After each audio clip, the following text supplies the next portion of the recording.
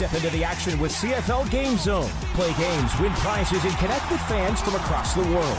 Join the ultimate CFL fan experience today. Calling, thrilling, and endlessly captivating. Of course, I'm talking about HBO's House of the Dragon, the new season streaming now. It is only on Crave. Rod Smith, Glenn Suter, Matthew Shinetti, Kate in the panel here tonight. BMO Field in Toronto to start week 12. And it's a close one here. Chad Kelly and the Argos back on. They closed the gap late in the half. It's now a 16-10 lead.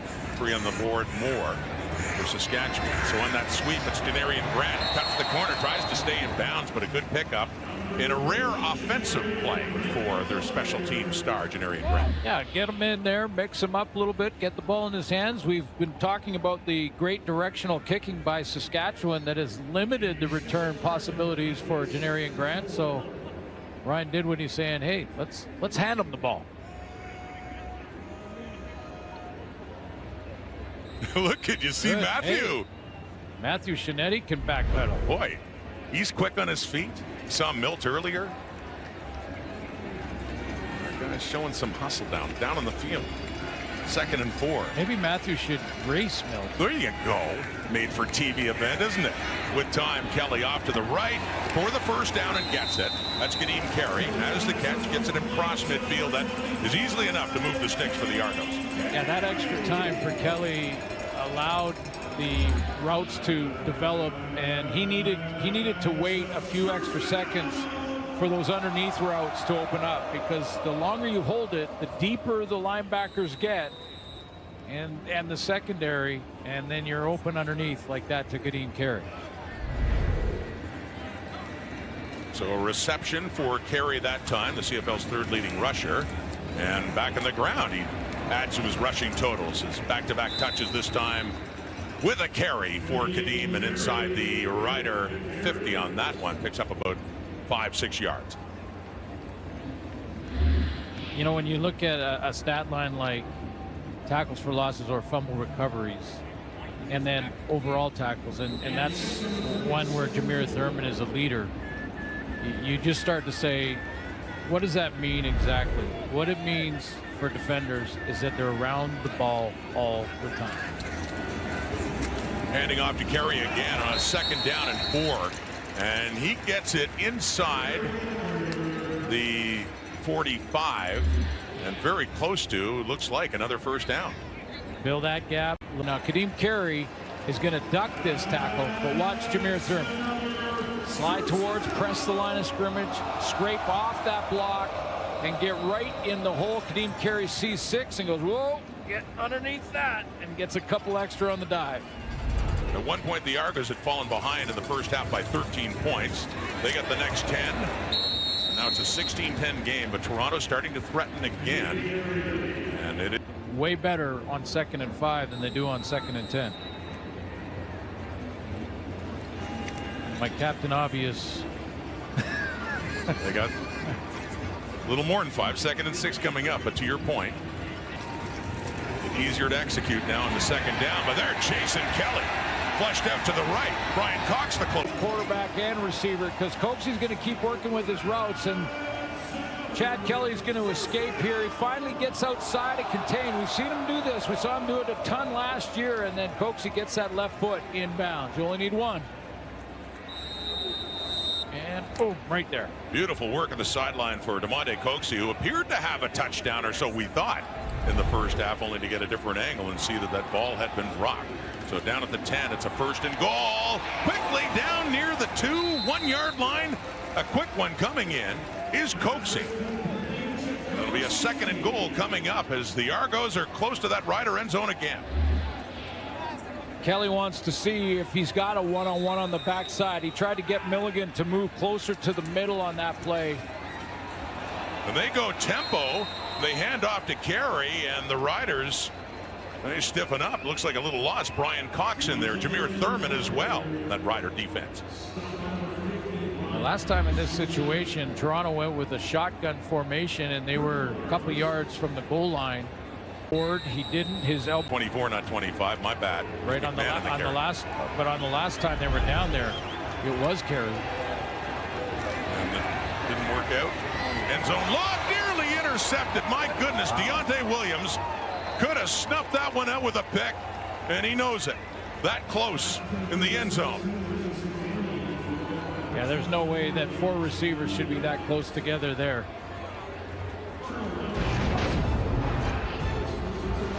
Argos were pressing, but it's not a turnover by pick, a turnover of downs anyway.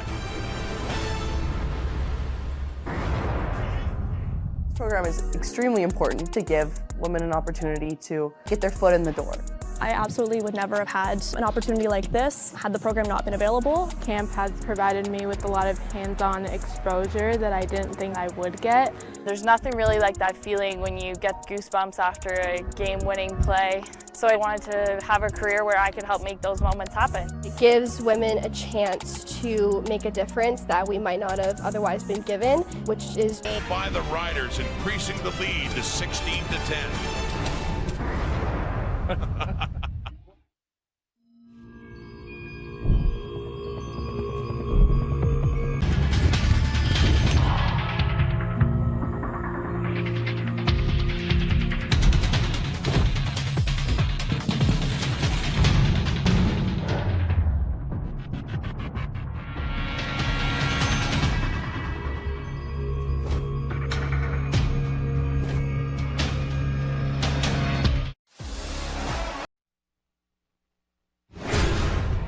Back here at the X, you saw a little whack-a-mole heading to break. The Argos offense having a little version of whack-a-mole just when they think they have it. Another problem crops up, and so they're still trailing the Riders. So look at those numbers through 3 quarters. Well, outstanding, defense in the red zone for Saskatchewan, no question. The turnovers have now balanced out. It was an edge for the Toronto Argonauts in the first half, and now it's a game. And I'll go back to the very beginning of this game, Rod, when we talked about these 2 great returners. And now we're in a 1-possession game. Mario Alford's still out there. Janarian Grant, they've been keeping him into the sideline. But those are 2 guys that are very explosive and can turn it around in a hurry. They really are. And you see Laramai Ralahu out there right now to attempt the field goal to cut it to 3. He's been punting as well. But your point about special teams, and it's not that glamorous, the punting role. Adam Korsak's been outstanding, keeping it away from Janarian Grant. But there's Ralahu. And that's what he's normally doing, a kicker, but called into duty to do the punting tonight. But he, once again, makes it's a 3-point game, just as it was at the half. And this is the 4th quarter now. This is when your cover teams start to get a little fatigued. You start thinking, got to cover another punt. It's a 45-yard brawl, and one guy misses his lane, and these 2 guys will make you pay for it. And they both have one. Top 2 guys in the league, in my opinion. And there's some good ones. I mean, Montreal's got a good one. There's some great returners in the Canadian Football League, but these 2 guys top the list. Got a lot on their resume. A lot of explosive plays. We saw that recently from Mario Alford. We've certainly seen it from Janarian Grant. So coming back and getting that is Dante Myers on that hitch, and he gets it up close to the 50. And it'll be a 2nd and short coming up here for Saskatchewan. Well, the start to this game for Trevor Harris was simply outstanding. It looked like he was on pace for a 400-yard game, had 355 in his first game back from injury. There's his start, 8 of 9, 98 yards and a TD, and it's been rough slugging since then. From the Saskatchewan 49, it's a 2nd down and 1. Frankie Hickson looks like he has enough to pick up the first down for Saskatchewan. Hickson getting another start at running back for the Riders. That's his 4th of the season with the injury to A.J. Ouellette, who did play last week against the Alouettes. Trevor Harris, we've seen some hitch screens, a couple of good throws on the out, some short corners, not really deep corners, and then a couple of benders in the middle, about 15 yards. I would suggest to get the Argos off them a little bit, their defensive backs, take a couple of shots down the field. Ian Schaefer-Baker, first game back, just 4 targets, just 2 catches for 11 yards. 1st and 10 up near midfield. Harris flushed out, and he throws it. It barely gets past the line of scrimmage. Derek Parrish for 1, calling for a flag there. Well, if it's near the ball, I believe that was behind the line of scrimmage, but Sam Emelis is... Oh, poor Peter Godberg. Yeah, you won't see that very often. A little bit of pressure, and he was trying to get it to Sam Edwards. A center's life is be a chance to catch it. Flag out in the Rider backfield as Robbie Smith takes down Harris with no choice but to take off. Yeah, and I didn't really... Holding Saskatchewan number 51. That penalty is declined. It will be third down. Peter Godber, though, as they head off. Let's do this. Let's not replay the penalty because we replayed the shot on the back of the head. But I wasn't. It didn't look good the way Trevor Harris took off and ran there. You know, I know he's coming off that injury against Hamilton at Mosaic in week 3, sprained MCL, and they're being very careful with him. Put him on the 6. He missed a lot of action, but back and really effective last week. And there he goes. Kent couldn't keep him on hold the whole time. A flag comes out. Korsak was the one trying to wrestle him down as he got away from that. But the biggest return in this game, and it belongs to Janarian Grant, who has haunted the Riders in the past. 48-yard return, but flags are out. Major foul, face mask, Saskatchewan number 10. 15-yard penalty will be enforced from the end of the run. Korsak had been able to keep the ball away from him, but when he had to try to tackle him, they're going to add to the total with that penalty yard. The men in the room, and he would go to them and say, "Men, give us your best effort tonight." And you know, I know the men in the room will. Back at BMO, 8.5 minutes to go in the fourth quarter. The Argos have reason to think they should be well ahead in this game, but they're not. They're trailing. And there's another quick one from Chad Kelly to Tavares Daniels to pick up a first down, get it down to the Rider 35. Getting down the field isn't the problem. Getting the touchdown is. Well, yeah, and that's where the Rider defense has bent a little bit. They've given up some yardage, but they haven't broken, and they get down inside the 5 and they lock it down. And you look at the points that could be on the opportunities inside. All those chances. And here running the football, Kadeem carries. He works it down to about the 32. You're right. Denied him 3 times on 3rd and goal, so that's a possible 21. Another time when they thought they had the touchdown, had to settle for 3. So you had 3 points instead of a possible 28. And so if he gets into that situation one more time, does he kick the field goal on 3rd and 1? You gotta wonder now. I mean, now it's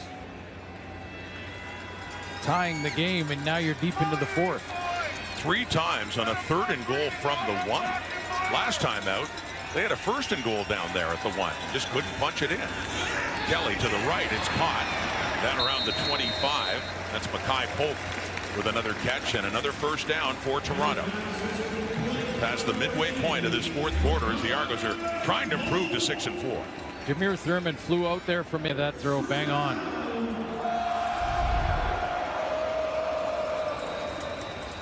And the Riders just trying to hang on at this point, nursing that 3-point lead. Minutes to go. Right at the 25 and a 1st and 10 for Chad Kelly. Taking the handoff, throwing it off to the right. Janarian Grant. He spins around and he makes something out of this. Grant, mentioned before, he's not used in offense very much. Has that catch, and it'll be close to another Argo first down, closer to the 15. Yeah, and we talked about it from an Argo perspective the last time he got the ball on offense, and this time we talked about from a Saskatchewan perspective, which is once he's out there on offense, you know what they're going to. Just made a bunch of people miss there.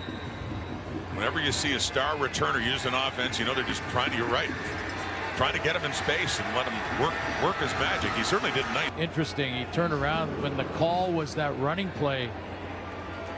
Kind of threw his hands in the air. Deep set here for Kadeem Carey.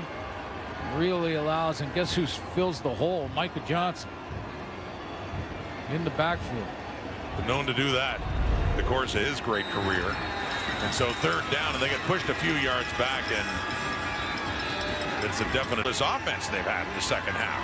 Liram Haralahu And puts that one through. So finally, they do get some points. It's now a 16-16 tie.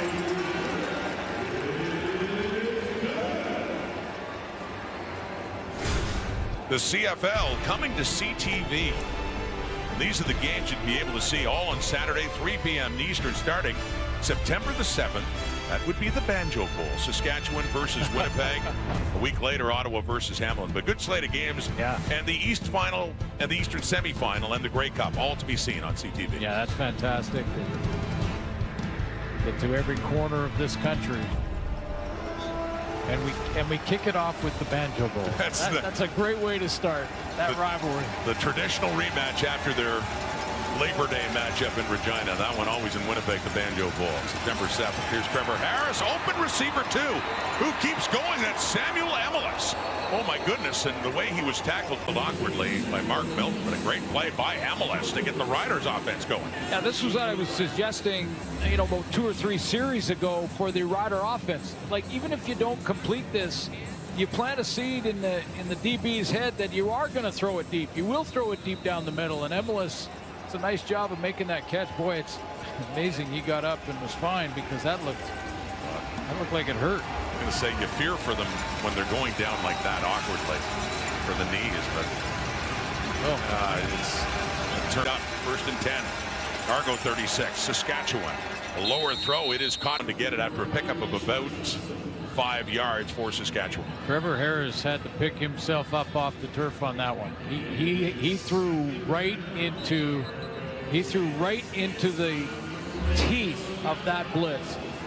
Robbie Smith coming in off the edge, and he has to step into the teeth of this blitz, and boom, that one hurt. Robbie Smith, veteran out of Wilfrid Laurier, been a fixture on that defensive line for a few years now with Toronto. It's a 2nd and 7. The Riders at the Argo 33, 16-16 tie, 4th quarter. It's caught, and Amelis trying to keep his feet and get the first down. He'll end up just a couple of yards shy on that play as we get closer to the 3-minute warning. Well, Brett Lowther's got a big one here.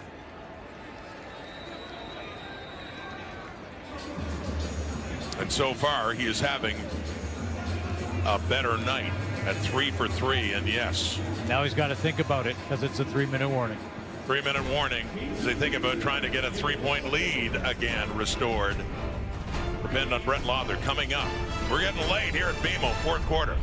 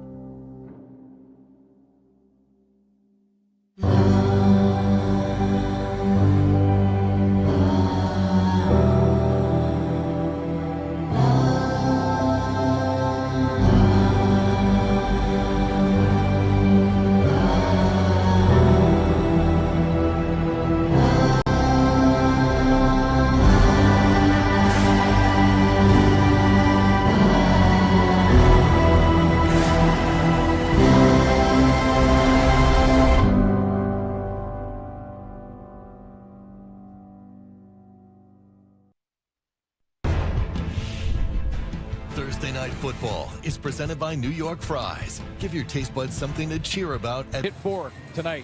I was going to say he's rewarding the faith that they continue to have in him despite what happened last week. As Lowther will back on to kick this one off. They are, yeah, those 12 points, those 4 field goals, the way it's gone for Saskatchewan after an impressive start, the way the Argos took over, but just have left a lot of points off the board for Ryan Dinwiddie's team, and Toronto trailing by 3 again. I'll also say that if you are judged, if your career is judged on one game, nobody makes it. Right. Nobody stays for even a season, because everybody has that bad game. And that was the inspiring part that you mentioned, Trevor Harris, Corey Mace as well, by Deontay McMahon across the 30 and the 35, pushed out around the 36. And so Chad Kelly and the Argo offense coming back on. And if you're just measuring You know, the yardage they put up in the second half and their ability to get down the field, it's been outstanding, but they just don't have the points to show for it. Yeah, red zone offense percentage has taken a major hit tonight. As I mentioned, it was at 70. It's no longer at 70. Took a big drop tonight, that's for sure. 3 times at 3rd and goal at the 1. 3 times denied. From the 37 and a 1st and 10. There's a deep look down the left. Coverage is there. It's intercepted. Marcus Sayles has it in his hands for his 2nd interception. And Kelly was down, helmet off, and complaining about a hit he took to the face after getting rid of that football, but it comes up. Another pick, another turnover for Saskatchewan. Marcus Sayles had a tough pass interference call last week. There's the hit that Kelly took. It was a pass interference call. I didn't think it was one. You know, it depends on what colored glasses I guess you're watching the game with, but that's a big one for Marcus Sayles, who had another one. He had one coming in, and that was against the Argos as well. And that one went for a touchdown. Well, let's take a look at the hit. Let's see.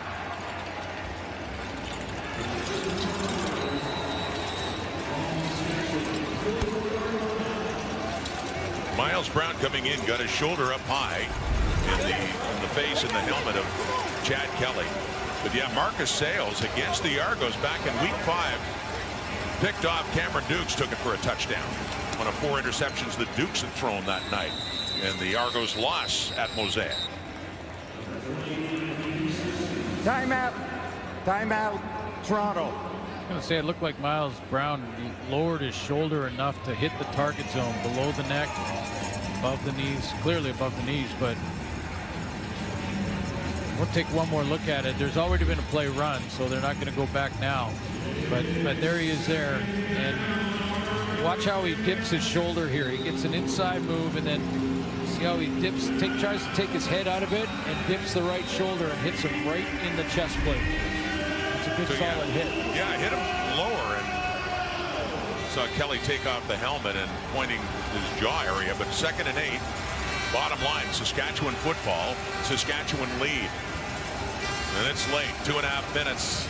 Counting down. Samuel Emelis bobbles, and the Riders are lucky that an Argo defender wasn't close enough to pick that one off. Yeah, and as accurate as Trevor Harris was in the first quarter, and as he's been in his career, this one he wants back. It's just behind Emelis. Although he may want to have Emelis sit down and not cross all the way, but he pointed to himself immediately. It's in behind him, and he catches that. He has the first down. Turns the corner. So very little taken off the clock. Janarian Grant at about the Toronto 15. But one big return, and topped off with a penalty as well for face masking, and that one goes Deontay McMahon's way inside the 25. McMahon and up to the 30 and a little bit across. So 19-16 Saskatchewan, 2:08 on the clock. Turnovers have been big in this game. Yeah, so credit to the team that came into the game leading the giveaway takeaway 16. The next closest is a +7. I mean, defense is flying around and making things happen, and they didn't concede or give up down inside the 5-yard line. 2nd and 6, the 35. It's caught. It's a first down. It's David Unger to the far side of the field up to around the 50.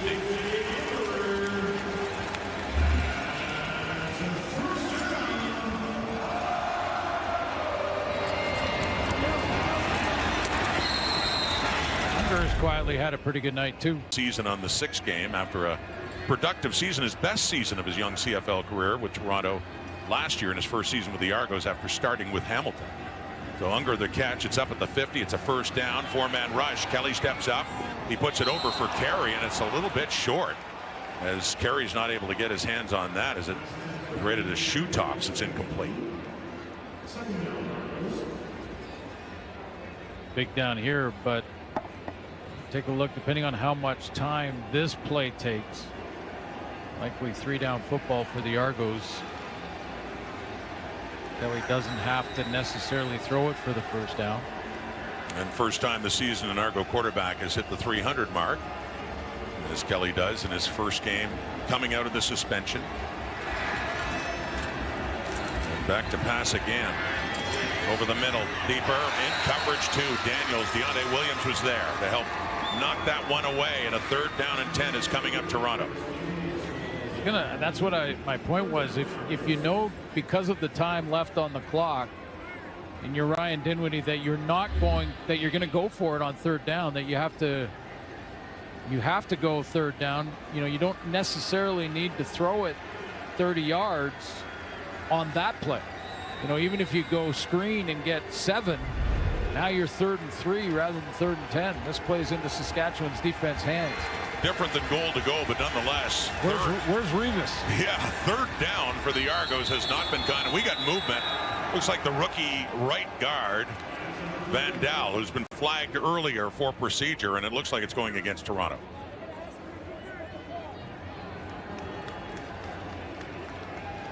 I don't think Ryan Dinwiddie's even thinking about legal procedure. Toronto number 58, 5-yard penalty. With 1:44.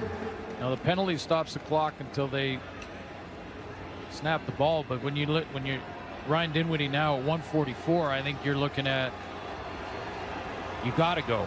You're not going to get the ball back if you don't. Well, 3 times, to think of it, 3 times they've gambled on 3rd down when they just needed a yard for a touchdown. Now we're talking about a 3rd down gamble late in this game, 1:44 in the clock, and they need 15 to keep it going. Here we go, 3-man rush. The Riders drop back.